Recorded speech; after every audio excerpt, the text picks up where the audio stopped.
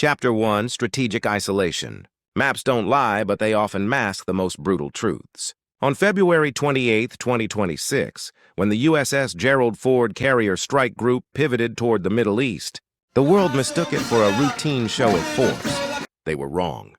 This isn't just a deployment. It is a desperate response to an unprecedented strategic isolation. For the first time since the 2003 Iraq War, the U.S. has surged its maximum combat power only to find itself standing entirely alone. The Indispensable Nation is now a solitary warrior. Chapter 2. The Geneva Surrender. The seeds of this tragedy were sown in Geneva. The terms Washington laid on the table weren't a diplomatic proposal, they were a document of surrender. The U.S.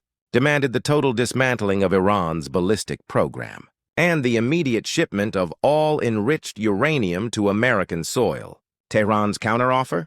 A temporary pause for free nuclear fuel. As one senior official put it, the moment they rejected free fuel, we knew they had no intention of peace. Diplomacy didn't just fail, it expired. Chapter 3. The Great Mobilization. The silence before the storm was broken. Not by a bugle, but by pizza delivery bikes in Arlington. When orders at the Pentagon area dominoes spiked by 326%, intelligence analysts knew the collapse was imminent. Operation Epic Fury was born.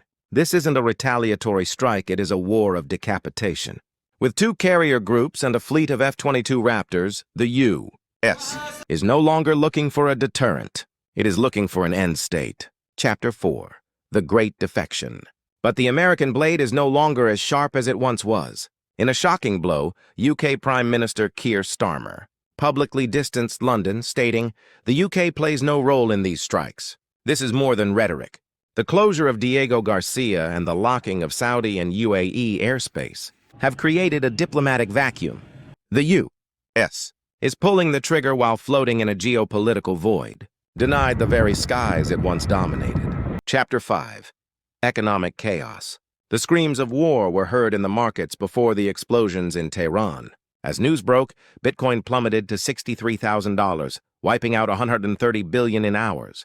But that's just the overture. The Strait of Hormuz, the world's jugular vein, is now under a blockade order by the IRGC.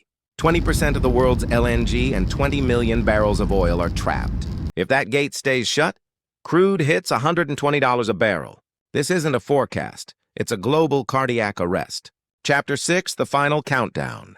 The survival of the regime is no longer the point. With 24 provinces under fire and casualties mounting, the front line has shifted. Iranian missiles are now zeroed in on Palm Jumeirah and U.S. bases in Bahrain. As experts warn, the next theater of war will be the American homeland via cyber attacks. The clock has struck midnight. There is no longer a path to victory, only a brutal game of who can bleed longer. The world is watching and the clock is ticking.